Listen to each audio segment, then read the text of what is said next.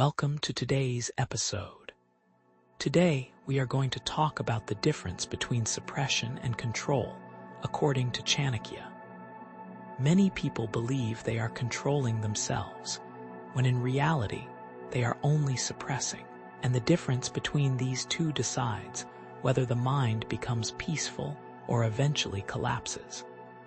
According to Chanakya, true strength does not come from force. It comes from understanding. Suppression uses force. Control uses clarity. Suppression pushes desire down. Control looks at desire clearly and chooses wisely. Chanakya observed that suppression is noisy inside.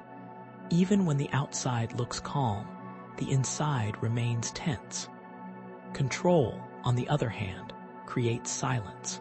This is the first sign of real mastery. Suppression comes from fear. Fear of losing respect, fear of punishment, fear of consequences. Control comes from awareness. A suppressed mind is always struggling.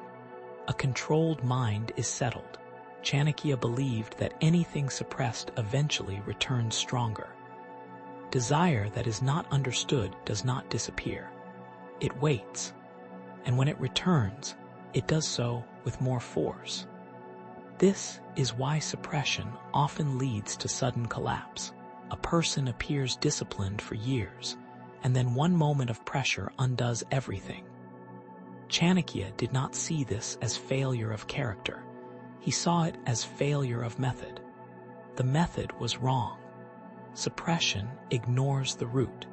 Control addresses it. Chanakya taught that desire arises from the mind's relationship with pleasure. If pleasure is chased blindly, desire multiplies. Suppressing the outcome without changing the relationship solves nothing. Control begins by understanding why the desire exists. What is missing? What is being avoided? What is being sought? Without this understanding, restraint becomes punishment, and punishment creates rebellion. Chanakya believed that a mind under suppression is always looking for escape. It obeys temporarily, but resists internally. This internal resistance consumes mental energy.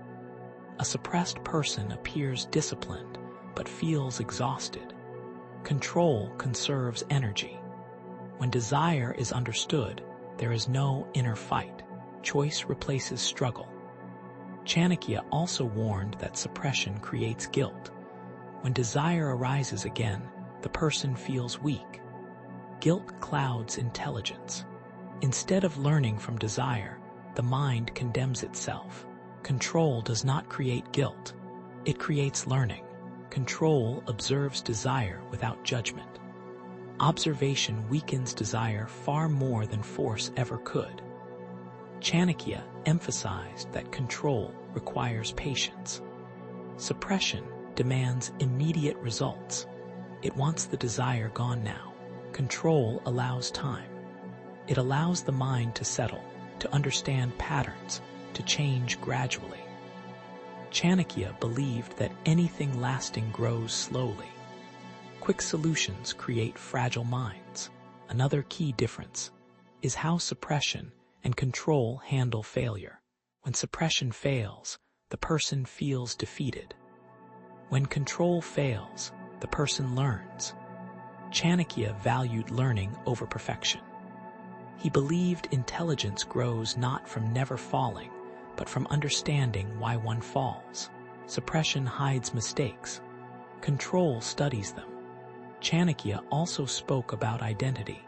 Suppression often becomes identity-based. I am someone who must never feel this. This creates pressure.